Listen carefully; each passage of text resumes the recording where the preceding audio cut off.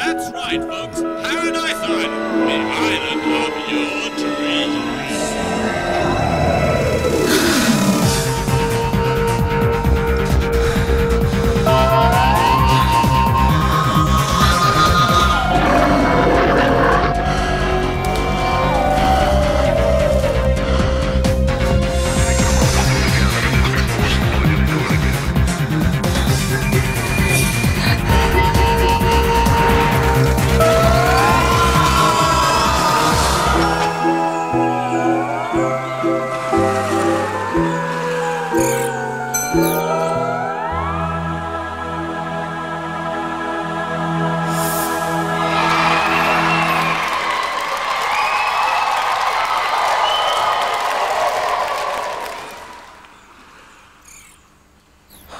Hello and welcome to GamesMaster, where once again the girls have given me crabs.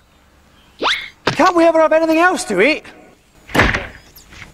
We're asking you to munch on our TV pie. This is what's in today's show. Children's presenters Carryl Varley and Sarah Vandenbergh untangle their undergrowth in armadillo racing. But we begin with an event called I'll Move That Gear Stick Manually, if you don't mind.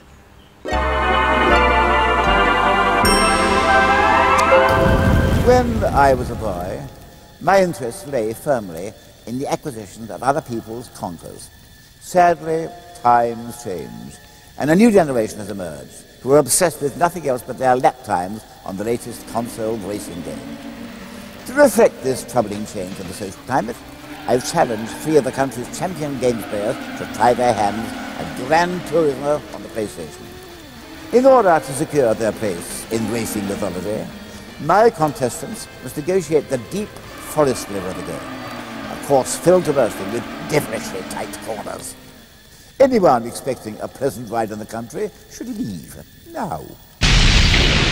Okay, top-notch calibre of contestants for this one. We have got the top 3 as finished in the Blockbuster National Games Playing Championships this year. Please welcome Ian Marshall, John Paul Roberts and Aaron Noel.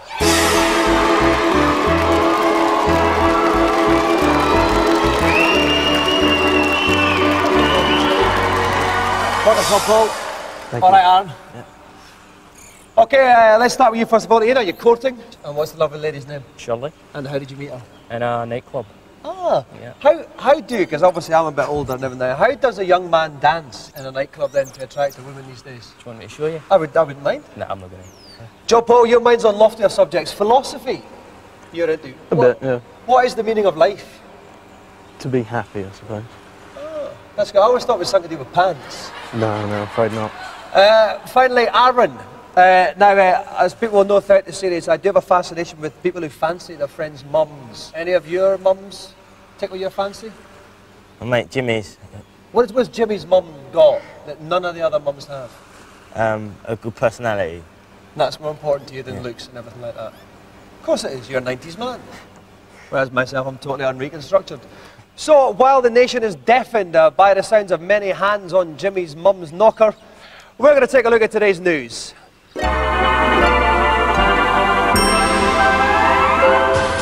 Spice World is luring in punters nationwide, but those people who make their way to the Empire Leicester Square are getting the bonus of a free CD-ROM. Featuring puzzles and trivia questions, the CD-ROM punishes your progress with clips from the movie. With the PlayStation game still in development, the CD-ROM's the only solace on offer for spice-mad computer owners, mad being the right word. Nice day for a ride to hell. This spring sees a touch of comedy reaching the world of motion theatre rides in the form of Mad Racers, where surreal cartoon characters race their way through a series of life-endangering landscapes to a soothing death metal soundtrack. It's also won an award recently for being the best kind of this thing in the world or something. People who like to juggle while playing Quake, rejoice! Because US company Biocontroller come up with a hands-free controller system for the PC.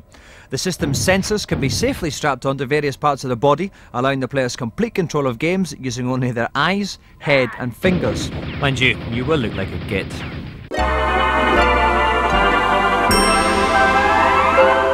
Okay, we've got a great challenge today. We've got the top 3 as finished in the Blockbuster National Games Playing Championships. They're going to compete on the Gran Turismo on the PlayStation. Whoever gets the fastest lap in the deep forest level will win. Rick Henderson, Hello. what kind of car are they driving? Well, they're actually driving the Griffiths 500 Blackpool B340, unbelievably. What kind of car is that? It's a TVR. It's the fastest car actually in this game. Right. Yeah. Okay. I've never heard of it.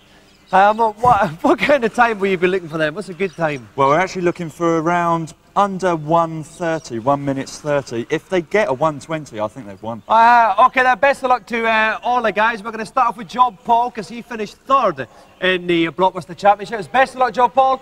Off you go.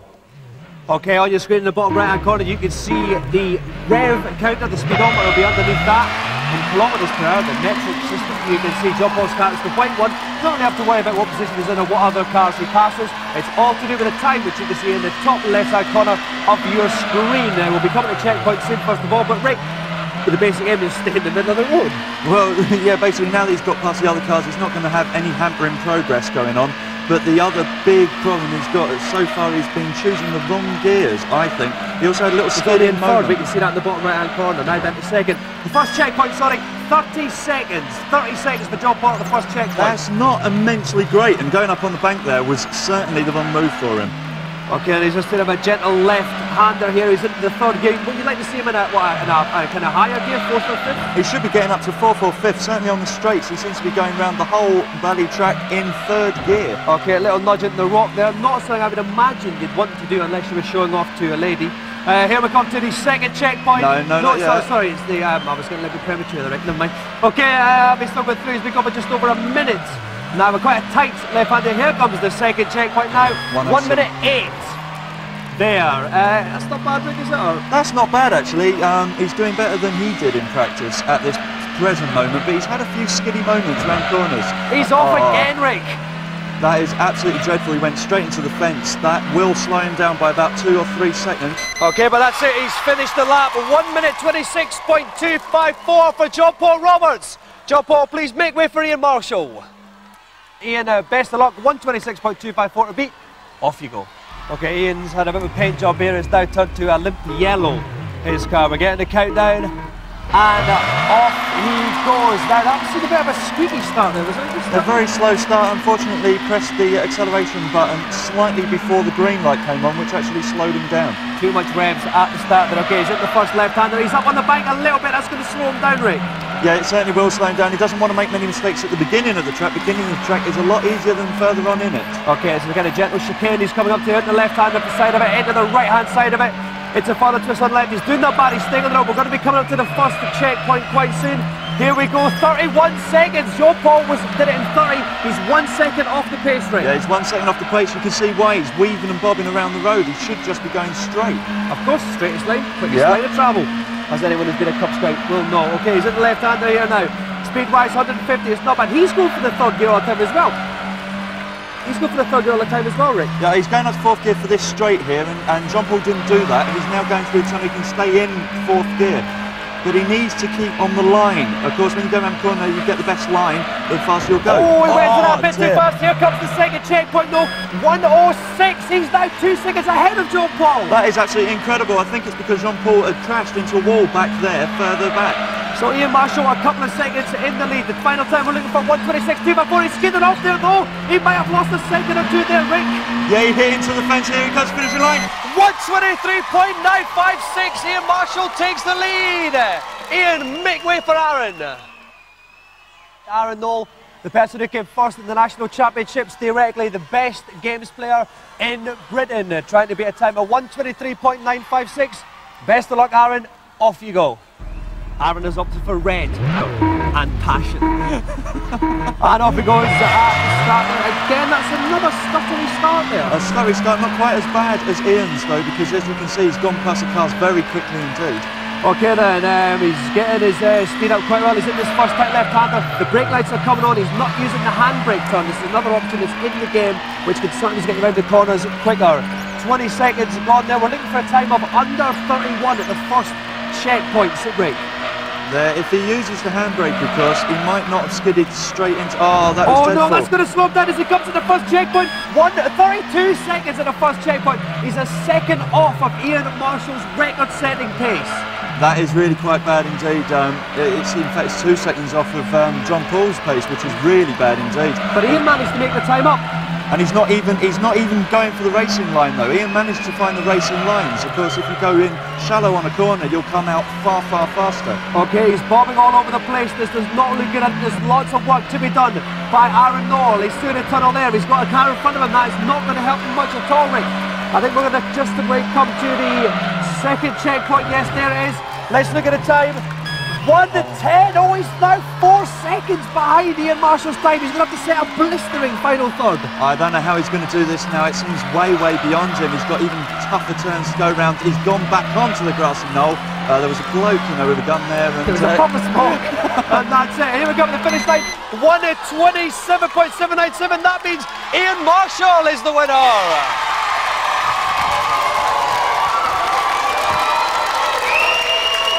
Okay, Aaron, let's start with you there. In the second half of the race especially, it didn't quite go to plan. What went wrong? Can't really say. It's not my day today, so... Too busy thinking about Jimmy's mum, I think, possibly. John Paul, a good performance. You were actually the fastest over that first part of the course. Again, it was the second half that went wrong with you, wasn't it? Just a couple of knocks, really, yeah. Yeah, well, got to be philosophical about it. I like that one. And Ian, finally, well, I was there at the National Championships and I saw Aaron edging you out in the final. You got revenge today, though? Certainly did. So you can dance a little celebratory jig? Yeah, I will do. As well. And that way I've neatly, what I've done, kids, if you're watching, I've neatly brought in what I spoke to them at the beginning at the end as well. Little tip for future television presenters there. And that means, though, at the end of that the Go to GamesMaster joystick goes to Ian Marshall.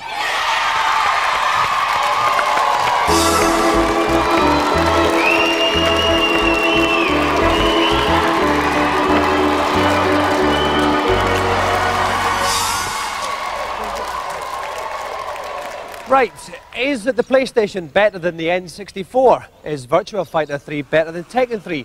Is a plank of wood more conversationally adept than Danny Bear? Some of those questions might be answered in today's reviews.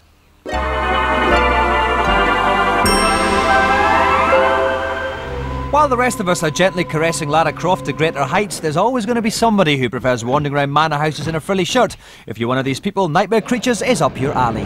Now, the word goth normally has people running for the hills screaming, but this is actually rather good. A deeply engrossing and really rather scary little adventure game. A Victorian Gothic horror, what more could you ask for on PlayStation? It's incredibly playable and it's basically a cross between Tomb Raider and Resident Evil. Now, the obvious comparison straight away with Nightmare Creatures is going to be Tomb Raider. Now, there are some big differences between the two. Tomb Raider is more platforming, this is more adventure-based. Tomb Raider is more puzzle-based, Nightmare Creatures is more combat-based. The combat system itself is quite simplistic, but it's very easy to play, and I actually find it quite satisfying. The game moves pretty fast. I mean, there's a serious pace to it. Lots of box smashing, creature annihilating, mayhem all round. Nightmare Creatures does itself a lot of favours by having a huge playing area coupled with a very good learning curve. You'll get into it easily and want to play again and again.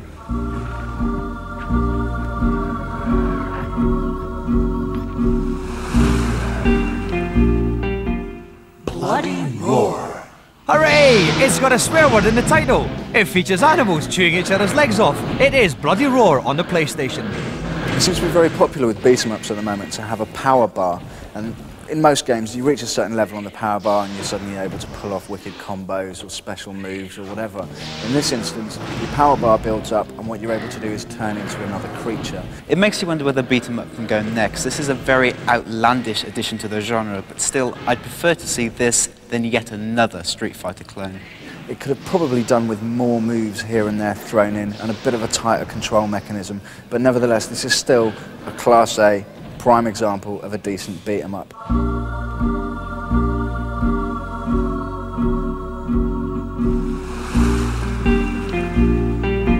Now, I'll tell you what, we look after the celebrities on this show. We cater for their every eccentricity with our lavish entertainment budget, sometimes allowing them 2 sugars in their cup of tea. We also allow them to savage their own credibility in our celebrity challenge. Today's Celebrity Challenge is on one of the most obscure arcade games I've ever encountered, armadillo racing. Taking the part of a small South American mammal, contestants must race to the finishing line whilst avoiding the many obstacles that pepper their path. Armadillos are controlled by furiously rolling the trackball, and getting up a good speed will allow the little critters to curl themselves into a ball and bounce opposition out of the way. My two contestants will play as the red and blue armadillos in the best of 3-lap contest. It's a weird one, but I think it should be fun. Now, in olden days, if you were a children's television presenter, you didn't have to be particularly attractive, as John Noakes successfully demonstrated. Nowadays, though, it's a different kettle of particularly attractive fish, as tonight's celebrity guests will prove. Please welcome, from ITV Scratchy & Co, Carryl Varley, and from the BBC's Fully Booked, Sarah Vandenbergh.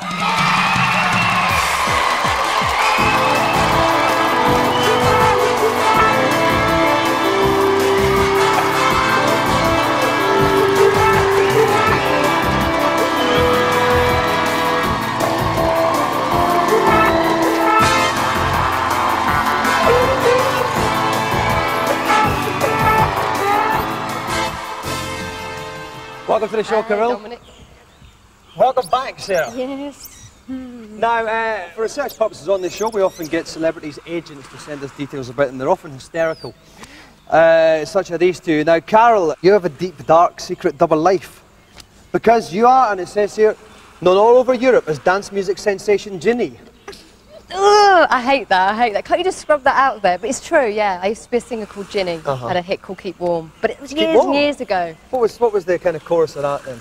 You must know. Keep warm, keep warm. It was a big hit. Keep you warm. The starter song. I remember that one. That was good. And also, and the final one on this is great. Carol's thoroughly contemporary looks. Yes. What's contemporary looks? This? As opposed, what's an old-fashioned look then? Is that an old-fashioned look then? Sarah, yours is even worse. Obviously, we still remember you from your days as Lauren Carpenter in Neighbours. Now, you appeared on lots of different Australian television shows as a result, including Hey Hey, It's Saturday. Yeah. What was that like? What was that show? It rivals Noel's House Party. Oh, it's like that kind of thing? Ah, okay, so it's a quality show. Okay, well, we ruminate more about television legends and prepare to play possibly the most fantastic game in the history of GamesMaster. You guys can take a quick commercial break.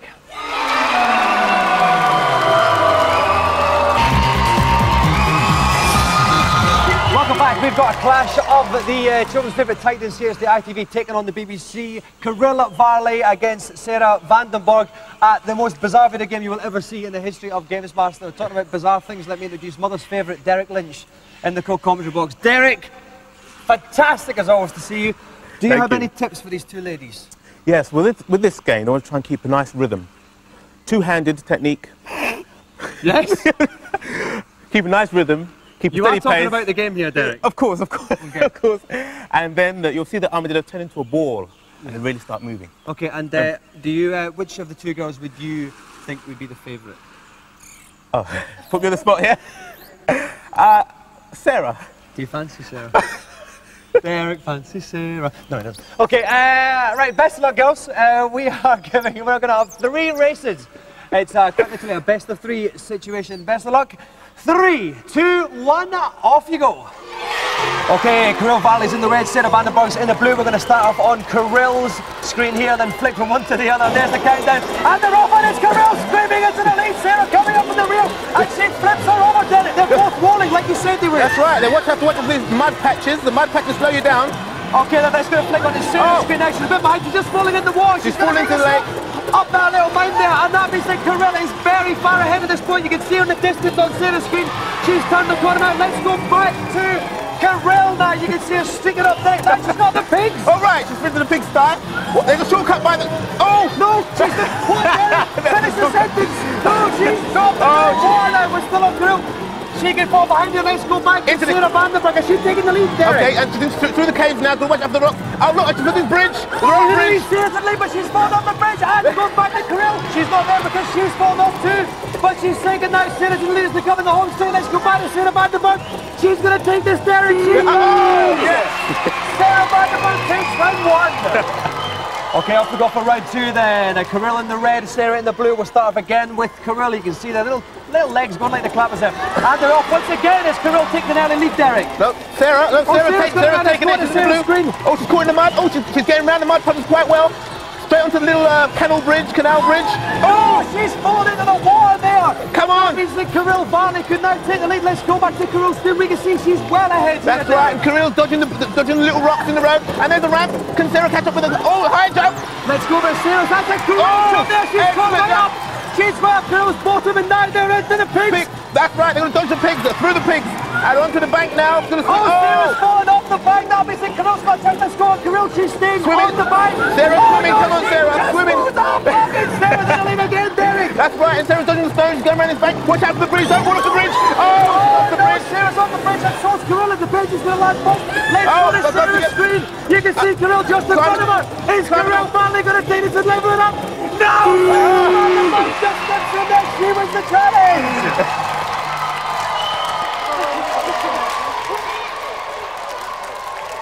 Carryl, you with your contemporary looks and your husky voice and your very professional manner, it wasn't quite enough for you today, was it? No, she nipped me at the post. I can't believe it. She just whizzed past me. She rolled past me. I couldn't get a roll going. You kind of did a big jump, didn't you, Sarah, at the end there, and just landed right on her behind. Yeah, not fair. It's not fair. It is fair though, because the last time I came on, I lost. That's right, when you were on GamesMaster a couple of years ago. 3 hard years now. 3 hard years working together. I've got to wait 3 years to come back on the Before you come back on again. Anyway, thank you both very much for coming on. This particular leg has been won by the BBC because the GamesMaster Golden Joystick goes to Sarah Vandenbergh.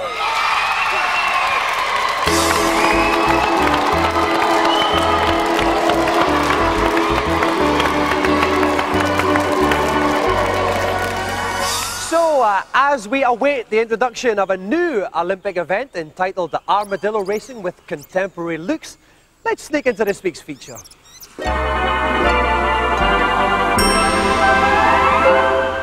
While the rest of us have been enjoying Crimbo, we Japanese blokes have been locked in our bedrooms creating the latest arcade games. Winter Heat is the first of these. It's actually the sequel to Athlete Kings, which you may have seen on the show last series. The game features 8 events, including downhill skiing, cross-country, speed skating, bobsleigh and ski jump. And you can expect another perfect Saturn conversion very soon. For those that find public displays of lycra distasteful, salvation comes in the form of Downhill Bikers, the sequel of course to Uphill Gardeners. Somebody's obviously decided that motorbikes are for wusses and produced a new racing game that, like Prop Cycle before it, relies on pedal power alone to get you to the next checkpoint. Current test machines feature a twin-screen link-up mode so you and a friend can compete head-to-head, admire the scenery and leave nasty tyre tracks over nature reserves, national parks and sites of historic interest while getting piles. The local arcade, however, would be a hollow place indeed if it wasn't for the occasional game that featured nothing else but blokes kicking each other in the nadgers. Hooray then for Ergites, a new beat-em-up that's the result of a collaboration between Namco and the creators of Final Fantasy VII, Squaresoft. The game cunningly features all the best bits nicked from the most successful beat-em-ups, which means players can use weapons, interact with the environment and turn into animals. Given most people's naturally violent tendencies, we're expecting Ergites to do the business in arcades this spring until the nights get lighter and you can go and meet women.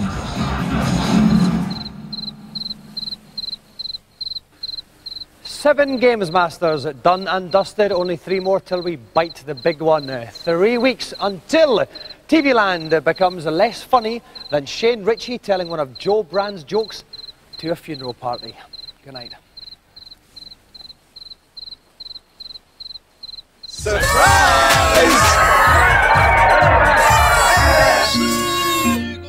And there's more good, clean family fun at the same time next week. Next today here on 4 Comedy with Tim Allen and Home Improvement.